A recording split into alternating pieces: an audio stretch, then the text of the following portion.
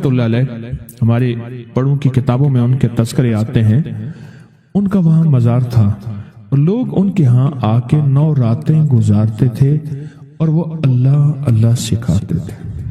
یہ بڑوں کے ہوتے تھے، جیسے سال کے بعد، یہ بھی آج راز بتا دوں، سال کے بعد بزرگ ہر کونے، ہر کریے، ہر گوشے میں نکل جاتے تھے، لوگوں کو اللہ اللہ سکھاتے تھے۔ ایک جگہ مخصوص ہوتی تھی، مرشد کا آستانہ، سال کے بعد وہیں جمع ہوتے تھے اور ایک دوسرے سے ملتے تھے، میل جول ہوتا تھا۔ اس میل جول کا نام ہے میلہ، ملنا، میل جول۔ اب وہ میلہ بنتے بنتے کہاں نکل گئی، میلے کا نام آتے ہی فوراً سرکس آتی ہے۔ حالانکہ میلہ کیا تھا؟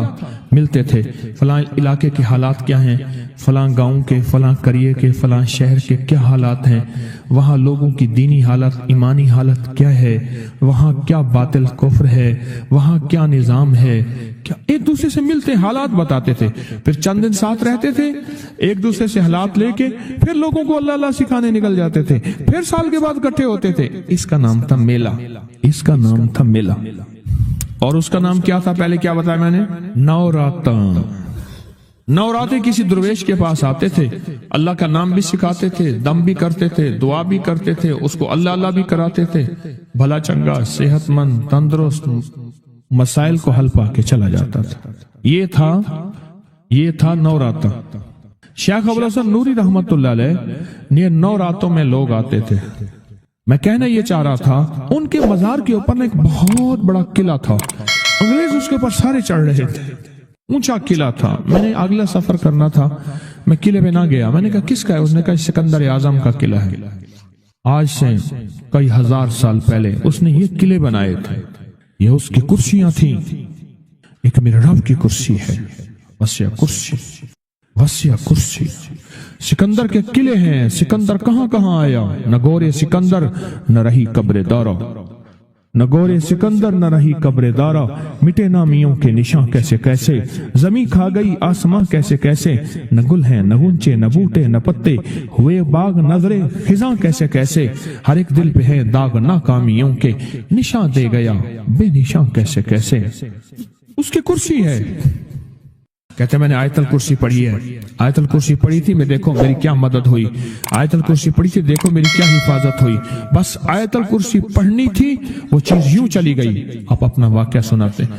وہ آیت الکرسی بنیادی طور پہ میرے رب کی ساری منت اور خوشامد ہے۔ وَهُوَ الْعَلِيُّ الْعَظِيمُ، مولا تیرا علو العظم، عظمتیں اور تیری کبریائیاں میں بیان نہیں کر سکتا۔ یہاں بندہ آ کے نا ایسے حاجز آ کے ہاتھ باندھ جاتا ہے کہ بس میری بس ہو گئی ہے، میں تیری عظمتوں کو بیان نہیں کر سکتا۔ جب ہم بے بس ہو جائیں پھر ایسی طاقتور چیز کو پکاریں جس کے پاس اقتدار بھی ہو، اختیار بھی ہو، طاقتیں قوتیں بھی ہوں اور زوال نہ ہو، سرمدی جاویدانی ہو، ایسی طاقت جس کو زوال نہ ہو، اس کو پکاریں۔ ہمارے یہاں استاد جی ہوتے تھے، بابا جی عبد المجید صاحب، یہ ہمارے لاہور میں چنگی مرصدوں کے قریب رہتے تھے۔ پرانی بات ہے، میں ان کے گھر گیا تو اندر گلیوں میں ان کا گھر ہے، ابھی چند سال پہلے فوت ہوئے تو تعزیت کے لیے گیا، 2-3 سال پہلے فوت ہوئے، نیک آدمی تھے، لا الہ الا اللہ محمد رسول۔ تو یہ کلمہ ان کی ہدیے کے لیے پڑھا۔ میں ایک دفعہ گھر گیا تو سخت سردی تھی، تو انہوں نے نیچے چادریں بچھائیں، کھیس بچھایا، چادر بچھائی اور نیچے جگہ بنائی، فرش ٹھنڈا تھا بالکل۔ میں نے کہا اللہ والے کوئی گھر میں بوریاں نہیں پڑی پرانی پڑی ہیں، میں نے کہا جھاڑ کے لائیں، وہ نیچے بچھائیں، پھر کھیس بچھائیں، پھر چادریں بچھائیں، وہ نیچے کی ٹھنڈک کو تو سنبھالے۔ بہت ٹھنڈک تھی۔ اچھا کھانا کھلایا، غریب آدمی تھے، جاتے ہوئے اٹھتے ہوئے میں نے کچھ ہدیہ بھی پیش کیا، کھانا کھلایا، ان کی چاہت تھی میرے گھر آئیں، سفید پوش آدمی۔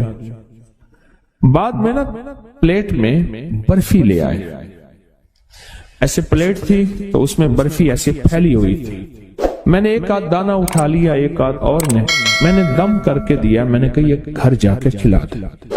تو جب انہوں نے گھر جا کے کھلائی تو گھر سے مجھے شور شرابے کی آواز آنا